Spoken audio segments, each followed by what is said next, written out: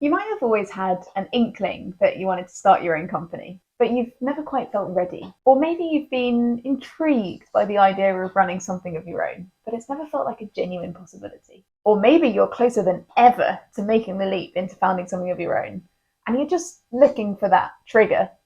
Whichever your scenario, if you're working in consulting, then it can be really hard to know when it's the right time to make that leap.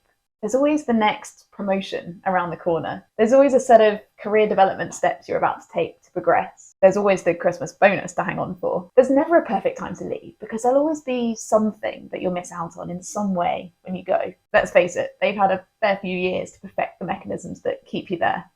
In this video, I'm going to walk you through the 3 fundamental things that will tell you that it's the right time for you to start your business right now. This is based on my own experience and also that of others that I've seen go and start their own companies too. And you'll see that each of these 3 things are highly personal in that everyone experiences them in their own way on their own journey. Welcome back, by the way. I'm Charlie, a consulting director and remote business owner, and my Consultant Explorer channel is to help you be so successful in your early years in management consulting that you are set up for total freedom to do whatever you want to in life. And that includes both knowing when it's the right time to start your business and knowing exactly which skills and experience that you'll be taking from consulting to start it. So let's walk through the 3 fundamental reasons that it's time for you to make your leap.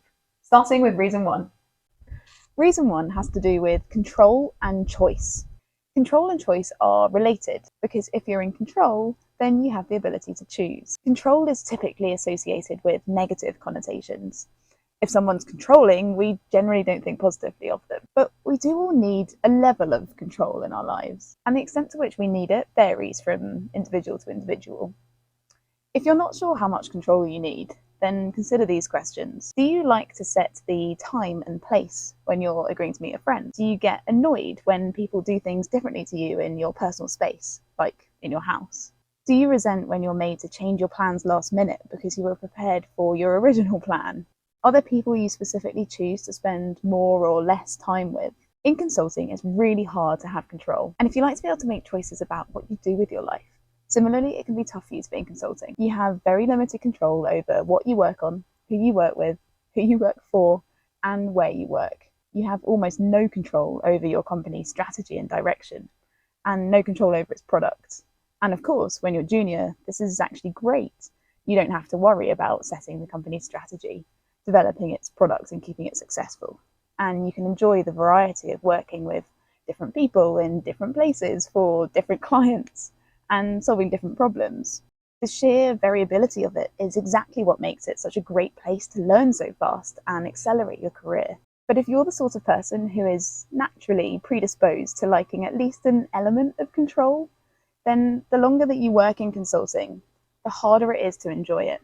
The more consulting experience that you have, the more that you will know what you like and what you don't like, what you do and don't believe, who you want to work with and who you don't want to work with, where you want to work and where you don't, what you believe is the most valuable product, where you believe the company should be headed strategically.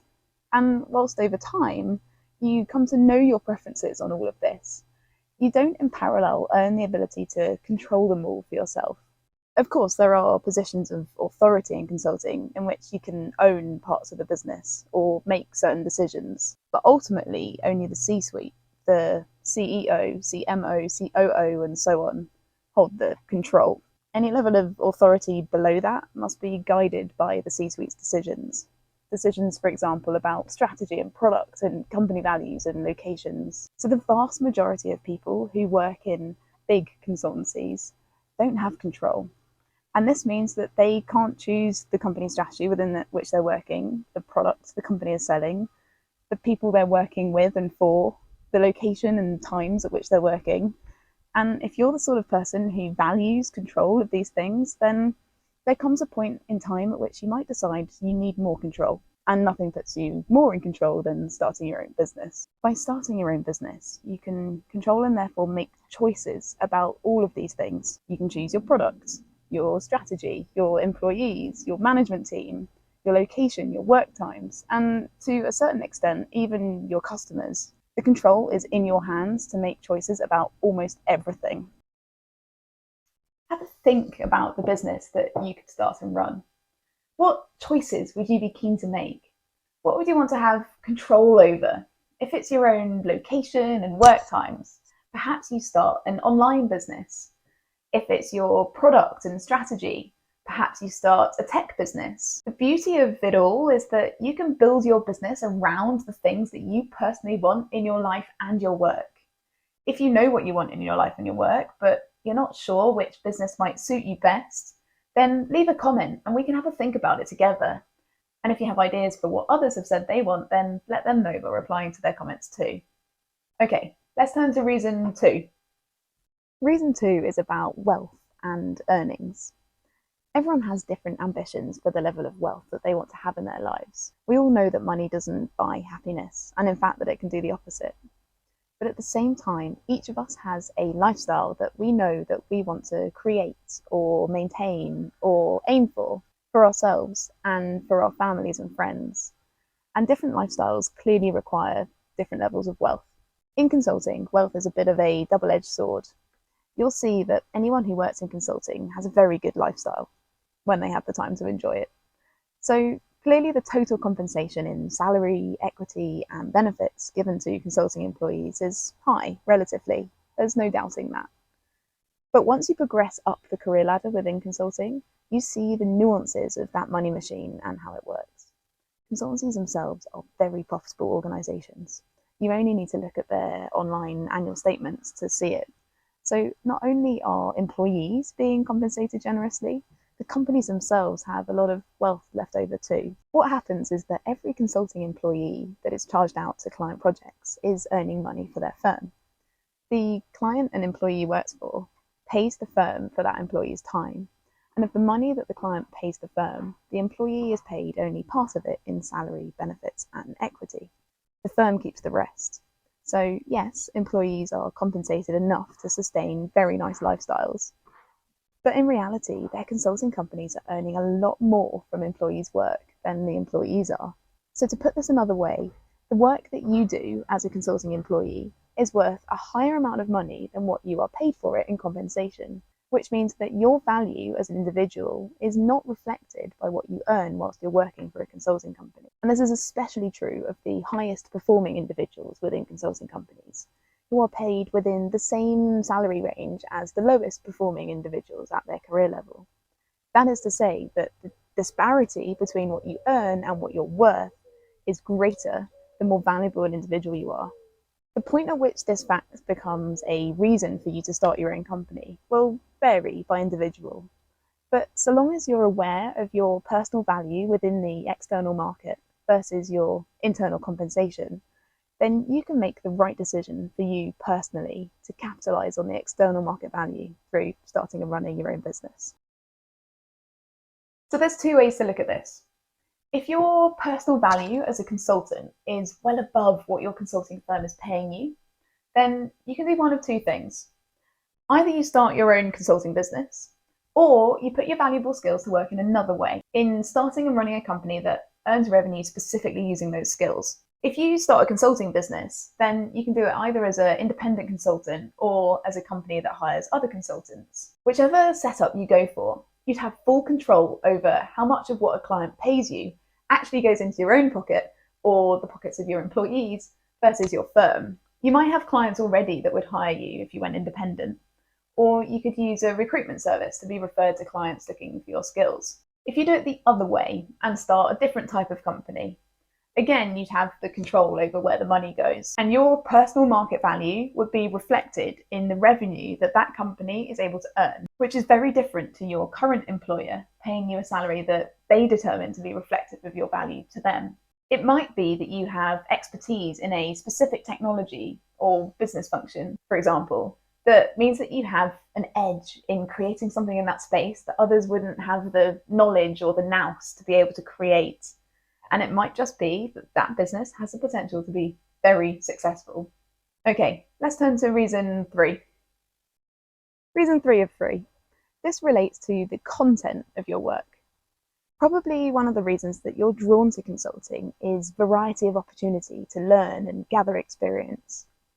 I mentioned already the different clients, projects, problems, people, locations that you'll work for, on, with, and at. If you're the sort of person who loves to learn and develop a real breadth of knowledge and skills, then consulting is a boon to your curiosity. But crucially, this is much more the case when you're junior in consulting than it is when you're senior. The longer that you've worked in consulting, the more specialism or regular experience that you will have in certain things, and the more you'll be expected, asked, or needed to work on projects that relate to that same experience. It's a bit of a snowball effect. So whilst it can be really validating and rewarding to develop specific expertise in something of value to clients, it can also start to slow down your learning curve quite substantially.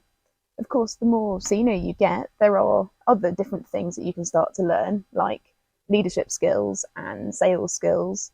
But when it comes to the actual content of your day-to-day client projects, things can sometimes feel a little too similar. So if you're someone who loves to continuously expand your knowledge, then there might come a point at which you decide that it's better for you personally to jump out of consulting and do something different. And given that other professional services firms will have the same limitations as your consulting role, and industry jobs will have even more consistency and similarity, the choice ultimately ends up being to start your own business. Starting a company will involve you in day-to-day work content that you've potentially never had the chance to do as a consultant. Accounting, finance, HR, law, marketing, operations, and all C-suite activity. Choosing to jump from consulting into starting your own company is a surefire way of ensuring that your content learning curve continues at that accelerated rate and your breadth of knowledge continues to expand. And actually, it's not just that you'll suddenly need to learn to do the job of every C-suite member. If you start a company that utilizes the expertise that you have, then it's likely that you'll need to become even more of an expert in that area than you are currently. Where the company is depending on your knowledge, that knowledge will need to be both broad and deep. You'll need to know how your product or service sits within a landscape of other related things that your customers might buy. You'll need to know how things in that space are going to evolve as time goes on so that you can stay relevant. You'll need to be able to answer complex questions and fix complex issues that all relate to the finest details of that knowledge. And ultimately, you'll need to be able to inspire people with the mission, the purpose, the values of that product or service in a way that you won't have the scope to do whilst you're a consulting employee. So let's take a minute to reflect. Where are you currently on each of these three reasons? Are you feeling the need to have more control and choice in your day-to-day work? And is the lack of it making you unhappy? Do you feel you're being compensated proportionately to your personal value in the outside market? Or have you got a sense that you could be worth more? And is your curiosity still satiated by what you're doing each day? Or has your learning curve slowed to a pace that you're less excited by? It might be that, according to these reasons, you're not quite ready yet, and that's totally okay. Knowing these reasons in advance will just help you spot the right point in time when it comes for you to make the decision to leave consulting. Most people end up staying in a job for far too long that makes them unhappy because it takes so long for us to see with hindsight the reasons that we should leave. But now that you know what to look out for up front, you'll be empowered to act much more decisively in your best interests. And I hope that means you can be happier for longer. But if you are ready, then here's my advice. Go for it. It's time. Give this a like and leave a comment to let us know what you're going to go and do. If this video is the trigger for even one person to go and pursue their dreams, then it'll all be worth it. And if you'd like to see what I post next, then definitely subscribe to my channel. If you have any remaining questions, then feel free to use the comments and I'll do my best to answer absolutely everything. In the meantime, thank you so much for listening. I hope you have a great day and I wish you all the best with your exploring.